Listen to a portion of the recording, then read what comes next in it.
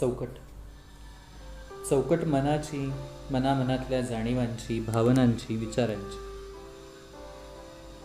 चौकट. चौकट समाजातील रीतींची, परंपरांची, विषयांची. चौकट. चौकट माणसातील आयुष्याची, रूढींची, नैतिकतेची. चौकट.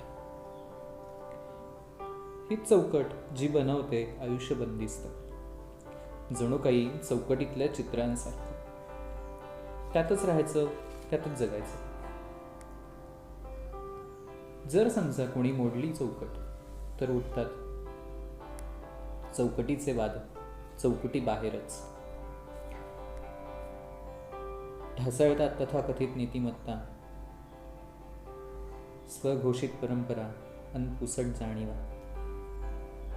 आणि उसळतो अंधार, समर, चौकट करणाऱ्यांचं, मोडणाऱ्यांचं.